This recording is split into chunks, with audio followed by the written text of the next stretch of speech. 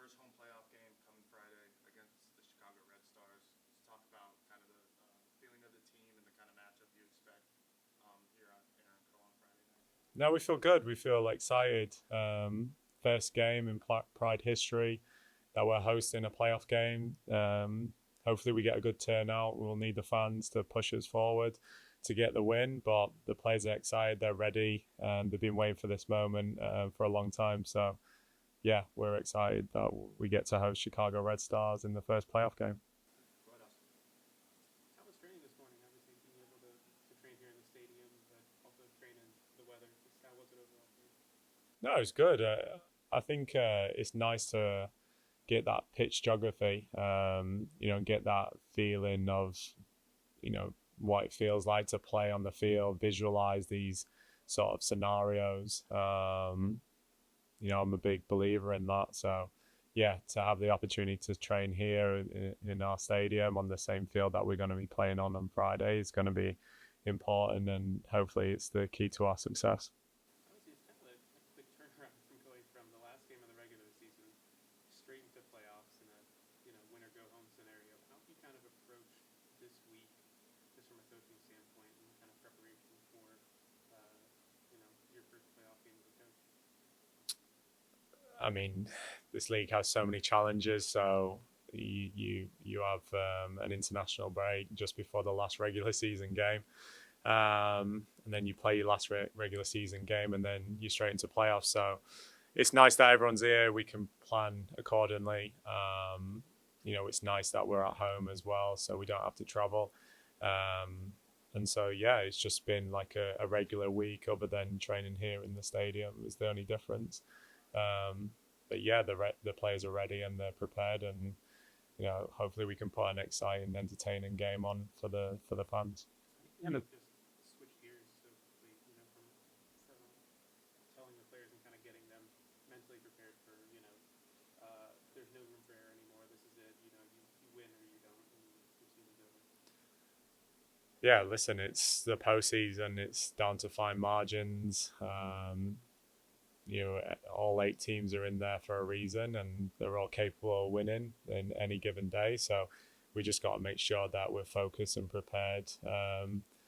It is difficult because this group of players have achieved so much this year. Winning the Shield, winning so many records as well along the way. But the message has been like that's all in the past now.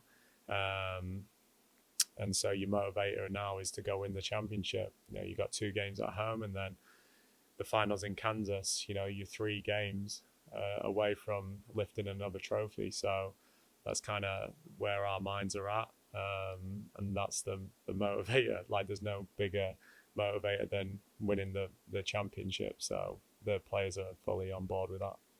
When you look at Chicago, obviously it's been a long time since we played them here. We played them more recently in Chicago, but teams will play differently on the road versus at home. How much can you kind of glean from that early game against Chicago? Obviously, very different teams from then to now, but is there anything you can kind of take away from that game that can kind of lead into this one? Probably not so much the first time we played them this year at home. There's been a lot of different personnel, players, been injured, been unavailable. Players they've added to their roster as well, and so what you can get with Chicago. They're going to be a difficult team to play against. They've turned a corner with their defensive record this year, considering what they did last year. They have some really good quality players, no more than Swanson and Naya. And so we can't give them too many opportunities to feel like they're in this game. So we're going to have to be patient. We're going to have to value the ball because they can be so dangerous in transition. They've got a lot of goals with quick transitions with those type of forwards. So yeah, we have to be proactive, and one way to stop transition is scoring the goal. So we have to take our opportunities in front of goal, and then hopefully they don't get too many chances to counter. How much can you take away from the game against Seattle, where you were able to score 3 goals and find different ways to take that into this game against Chicago?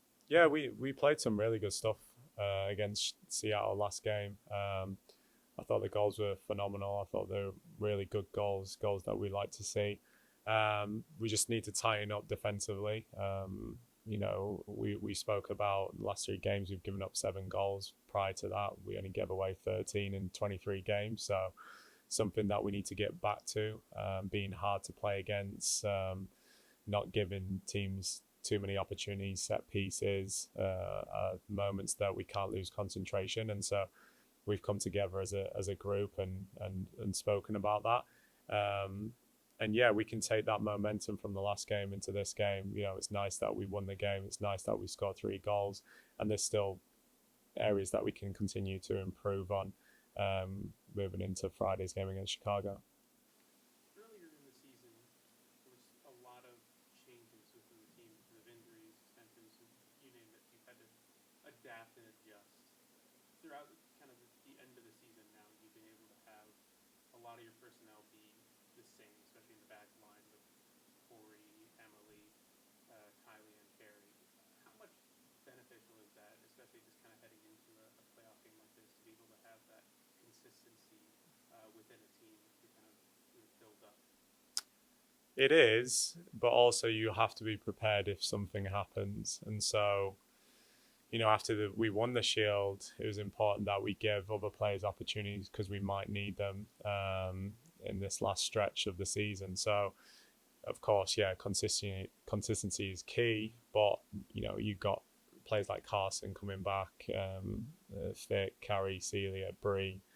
We have some really good defenders here, and so the competition in that back line is always going to be there.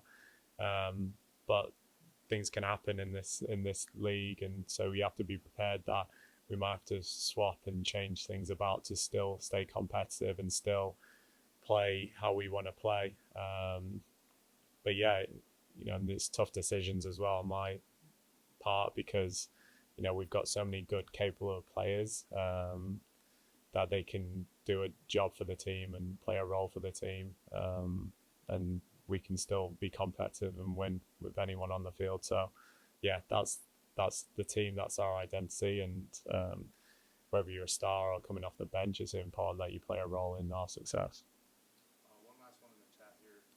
Seb, you have a relatively young team, or at least a team that doesn't have a lot of playoff experience. But on the other hand, you do have players like Morgan, Carson, and even Marta who have played in some big games. Are those the type of players that you might lean on to maybe teach the younger players or maybe give them advice headed into this first playoff game? Yeah, we spoke about that. We have a lot of good, experienced players, but players who haven't felt this part of the season. So relying a lot on Morgan, who has been there with Chicago and gone all the way to finals. Carson, likewise. We have players who have played and competed in tournaments, though, as well, for their national team. So it's really important that they know what it takes to go all the way. So, yeah, we do have to rely on their experiences. But I do like there is a freshness to the team, a feeling of like what it's like to play in the postseason and excitement. And so, yeah, we have a really good balance within the group.